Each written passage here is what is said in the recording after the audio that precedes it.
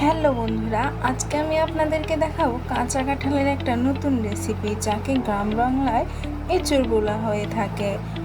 আজকে এঁচড় চিংড়ি রান্না দেখাবো। চলুন তাহলে শুরু করি।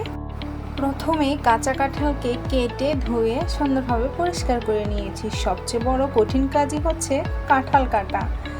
এরপরে আমরা সেই কেটে রাখা কাঁঠালগুলোকে সিদ্ধ করে নেব।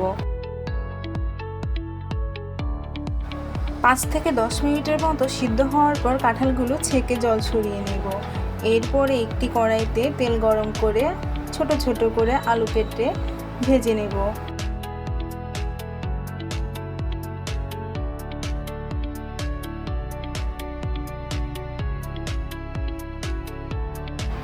আলুগুলো সুন্দরভাবে ভাজা হয়ে গেলে নামিয়ে নেব। এরপরে আমরা সিদ্ধ করে রাখা কাঁঠালগুলোকেও ভেজে নেব।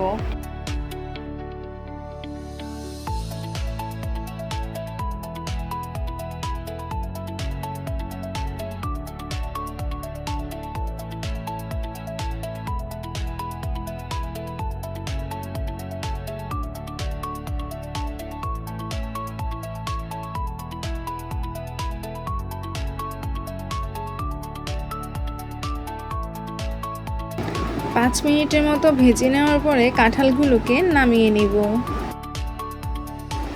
এরপরে আমরা ভেজে নেব চিংড়ি মাছ।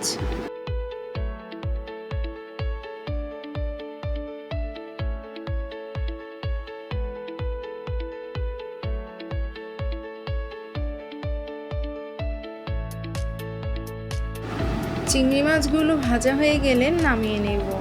এরপরে একটা কড়াইতে তেল গরম করে দিয়ে দিব 2টো তেজপাতা। এরপরে পেঁয়াজ কুচি দিয়ে দিব। পেঁয়াজগুলো যখন হালকা বাদামি হয়ে আসবে তখন আমরা দিয়ে দিব এক এক করে মশলা। দিয়ে দিব রসুন বাটা, আদা বাটা, জিরা বাটা, সামান্য পরিমাণে গরম মশলা বাটা, বাটা কাঁচা লঙ্কা,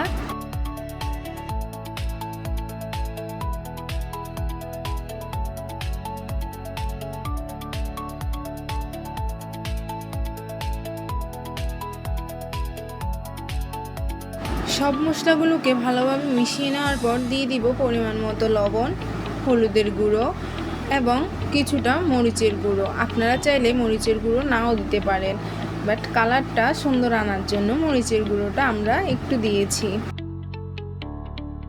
আমরা সব মশলাগুলোকে ভালোভাবে একটু মিশিয়ে ভেজে নেব। তারপরে যখন মশলাগুলো একটু ভাজা ভাজা হয়ে আসবে তখন সামান্য পরিমাণে একটু জল দিয়ে ভালোভাবে মশলাগুলোকে কষিয়ে নেব। মশলাটার যখন জলগুলো শুকিয়ে আসবে এবং মশলাটা ভালোভাবে কষানো হয়ে যাবে তখন আমরা এক এক করে ভেজে রাখা কাঁঠাল, আলু এবং চিংড়ি মাছগুলো দিয়ে দিব।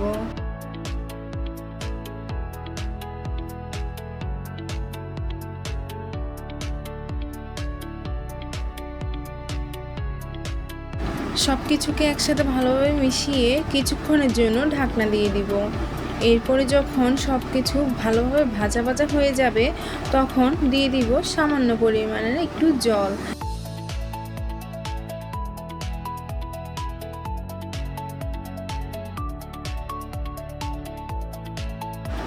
জল দিয়ে দেওয়ার পরে ভালোভাবে নেড়ে চেড়ে আবারও কিছুক্ষণের জন্য ঢাকনা দিয়ে দিব। এরপর ঢাকনা ওঠানোর পর দেখুন কালারটা কত সুন্দর এসেছে। এরপর আমরা দিয়ে দিব গরম মশলা বাটা। এরপরে আবারও ভালোভাবে নেড়েচেড়ে কিছুক্ষণের জন্য ঢাকনা দিয়ে দিব।